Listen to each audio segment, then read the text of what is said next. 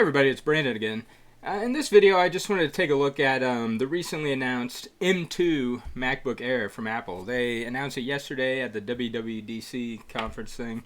And some of you may not be interested in this because we usually talk about Chrome OS here, but I'm interested because I use the M1 MacBook Air that came out in 2020 as my development workstation, and I get a lot of use out of it.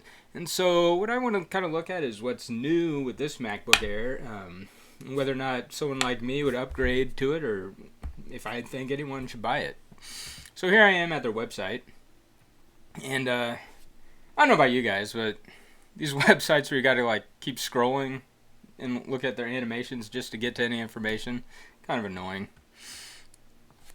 But here's a picture of it. Here's what it looks like. I guess this bluish one is kind of like their main new color, and it is redesigned a little bit. For the most part, it doesn't look that much different than the one I got here, but you could tell they changed it a little bit. Like, it doesn't have the speaker grill on front, as near as I could tell. But and then if it shows a picture of the side of it, the one good thing is they added a charging port to it, which the one that I have, it has two USB-C ports on one side and a headphone jack on the other side, and no separate charging port. So whenever you charge it, you lose one of your USB ports, which is annoying. So I'm glad that they fixed that. Although one thing I will note is that they make so many dongles for the MacBook Air right now that's meant to plug into the two USB-C ports, and with how they have the charging port there, a lot of those aren't going to work anymore. They're going to cover up the charging port, so that might be something to keep in mind. And I don't know if you'll still be able to charge it with USB-C, because a lot of those dongles also have the pass-through charging. That might not work anymore either. That I'm not sure about. It is something interesting to know. They'll probably, if you upgraded to this, you'd probably have to get a new dongle, as far as I'm concerned. The battery life, it's pretty much rated for the same as the M1 MacBook Air. They say it's 1.4 times faster, 15 times faster than the Intel one. And yeah, here they go. Here's their little comparison graphs. And what I want to look at now, if I can ever get to it, no, it does have Touch ID. The one I have also has Touch ID, so that's really not new for the MacBook Air. So I want to look at the pricing on this thing. So these are going to start at $1,200 basically for 8-core CPU, 8-core GPU, 8 gigs of RAM, 256 gig SSD. This particular laptop I have right now has 16 gigs of RAM and a 512 SSD. So let's see, they don't have, I'd have to customize it to get that. Let's just see what I could what it would take for me to get on with 16 gigs of RAM. So 16 gigs and a 512 would cost $1,700. If you really wanted to go all out, you can now get 24 gigs of RAM on this thing, and you could really amp it up to a 2 terabyte storage. And then you're looking at $2,500, plus you can add a better power adapter. Still $2,500. I wonder why the two power adapters don't cost any different. Oh well. So this is what it is. You can spend up to $2,500 on a MacBook Air. And so what do I think about this? Would I upgrade to it? For me, no. It doesn't seem like that big of an upgrade. It would be nice to have the separate charging cable. But here's the thing about the MacBook Air that they don't really tell you on here.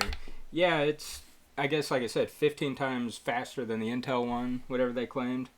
But even now, almost 2 years after they switched this M1 processor, there's a lot of stuff that still doesn't work on it. And so yes, it is faster. You can definitely tell, like, the single core performance definitely seems faster. Like, I do a lot of web development, and JavaScript rendering and execution is a lot faster. It's not faster if you're using the GPU. Like, if you're doing WebGL development, like a regular PC with a video card is definitely faster. But for just raw JavaScript performance, this thing flies. It's really quick. I'm really impressed by it. But there's so many things you can't do. Like, if they had Intel MacBook Airs still that were as fast as this, that would be like the ultimate computer. But when they switch away from Intel, there's a lot of things that you can no longer do. And the biggest one, virtual machines. Yeah, you can kind of do it, but it's it doesn't work that good. It's not the same. It's a big thing for development, at least in my workflow, and it's something you can't do anymore on these M1 MacBook Airs, at least not in a good way.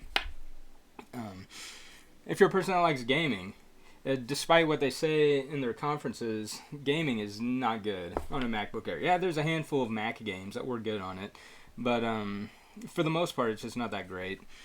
And there's just all sorts of little things that barely work. Like, if you look at my channel, the Inkscape, a pretty basic application, doesn't even run that good on these Macs.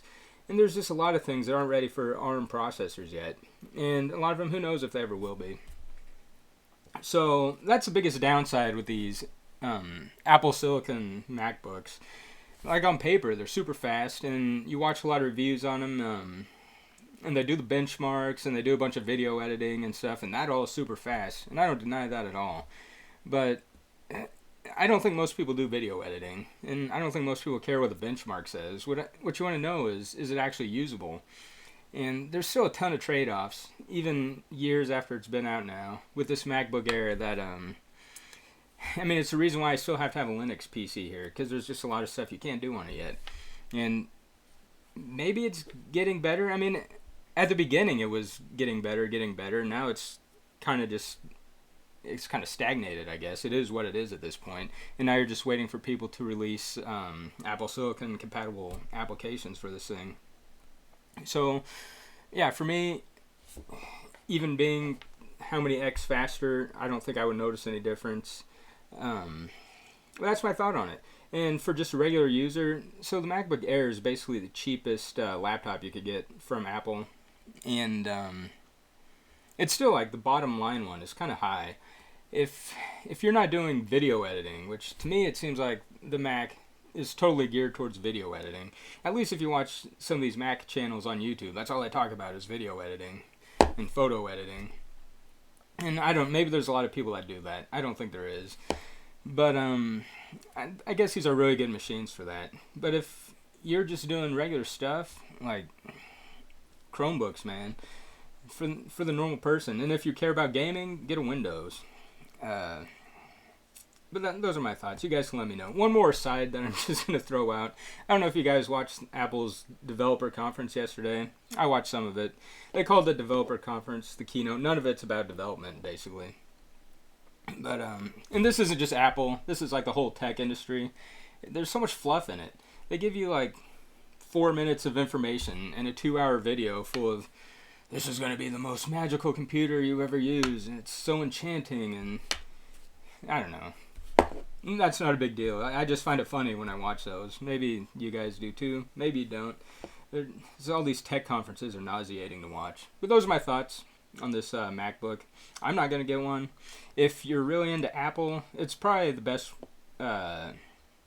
Apple computer to get. If you have a monitor, you can get the Mac Mini, which is a lot cheaper. But the thing I like about the MacBook Air is also if you have a monitor, you can hook this into it, and then you can also take it with you.